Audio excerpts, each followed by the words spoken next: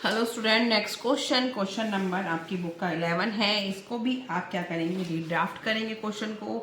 तो आप रीड्राफ्ट के क्वेश्चन को, बहुत इजी क्वेश्चन है, आप इसको रीड आउट करें और डेबिट एंड क्रेडिट कर देंगे। ठीक है। Redraft correctly the trial balance given below. तो आपको डेबिट बैलेंसेस, क्रेडिट बैलेंस लिखा। अब इन्होंने क्या कर रखा है कि डेबिट बैलेंस में सारी जो मोस्टली लाइबिलिटीज LIC है मोस्टली वो उन्होंने डेबिट डाल कर दी है। तो आपको बस करेक्ट करना है, फॉर्मेट वही प्रिपेयर करना है, heads of account, JF, debit balance and credit balance. तो स्टार्ट करते हैं। कैपिटल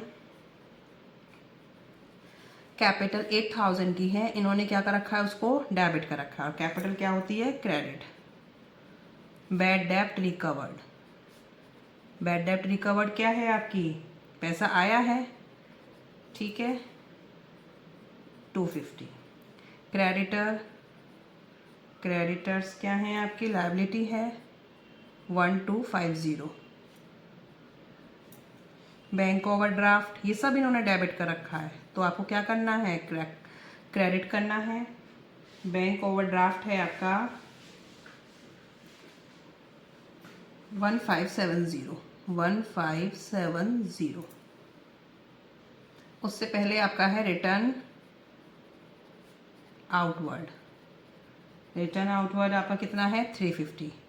रिटर्न आउटवर्ड क्या है, परचेज रिटर्न, और वो भी क्या होता है, क्रेडिट। इन्होंने क्या कर रखा है, डेबिट। ठीक है। Rent, salary, trade expense, cash in hand, ये सब क्या हैं, ये सब आपके एक्सपेंसेस हैं।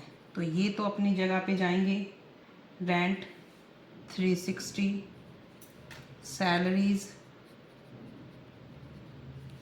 850, ये तो सब एक्सपेंसेस हैं, ये तो डेबिट कर दिए इन्होंने। लेकिन जो लाइबिलिटीज़ कर रखी थी वो मेरे को करेक्ट करनी थी। 300, ये तो एक्सपेंस है ही। कैश इन हैंड एसेट है 210 की। ओपनिंग स्टॉक एक्सपेंस है, ओपनिंग स्टॉक ये आपका डायरेक्ट एक्सपेंसेस में आता है 2450। जब आप ट्रेडिंग अकाउंट बनाएंगे तो आप इसको डेबिट करेंगे ओपनिंग स्टॉक को। परचेजेस तो एक्सपेंसेस हैं ही 11870। ठीक है, ये तो हो गया आपकी डेबिट साइड। अब क्रेडिट साइड में देखो,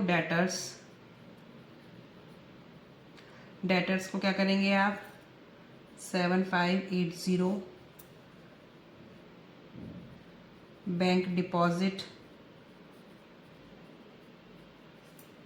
2750, ये एसेट्स ही हैं आपकी सब।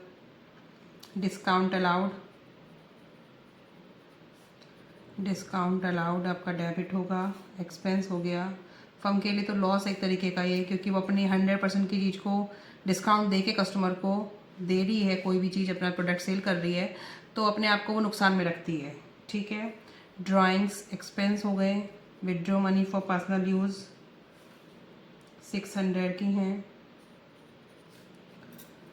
रिटर्न इनवर्ड 450, ये नुकसान है। सेल्स रिटर्न, सेल्स इनकम है। सेल्स रिटर्न इसको बोलते हैं, रिटर्न इनवर्ड को, ये नुकसान है, सेल्स इनकम है। तो इनकम कितनी है, 3690।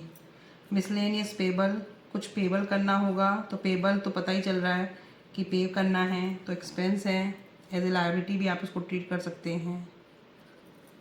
ग्रांट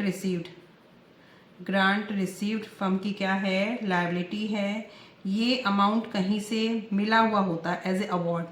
ठीक है। तो जब ये मिलता है किसी पर्टिकुलर पर्पस के लिए, कि कोई किसी ने दान में दे दिया है ग्रांट में कि इतना अमाउंट है कि आपको मशीनरी खरीदनी है, तो ये आपको रिपेड नहीं करना। तो ये अमाउंट जो मिला एज ए लायबिलिटी आप उसको ट्रीट करेंगे, लेकिन बाद में जब आपने उससे मशीनरी परचेज कर ली तो वो असेट बन जाएगा। लेकिन अभी सिर्फ ग्रांट रिसीव है, अमाउंट मिला है, तो एज ए लायबिलिटी ट्रीट होगा, क्योंकि वो किसी पर्पस के लिए मिला है और आपको रीपेड नहीं करना। बट ये लोन की तरह नहीं है कि आपको रीपेमेंट करना। अब इसका टोटल कर देंगे। टोटल आपका आ रहा है 27460, 27460, 27,460। ठीक है स्टूडेंट, बहुत सिंपल क्वेश्चन था। फॉर्मेट आप इसको इस तरीके से प्रिपेयर भी कर सकते हैं, और डेबिट क्रेडिट जैसे इन्होंने बुक में कर रखा है तो आप उसको उस तरीके से भी कर सकते हैं, लेकिन मैंने आपको इसी फॉर्मेट से बता दिया है। इससे बहुत सिंपल है। डेबिट में आपको पता है, डेबिट में क्या आता है, असेट एंड एक्सपेंसेस, और लायबिलिटी साइड में क्या, इधर क्रेडिट साइड में क्या आता है, LIC, liability, income and capital. ठीक है।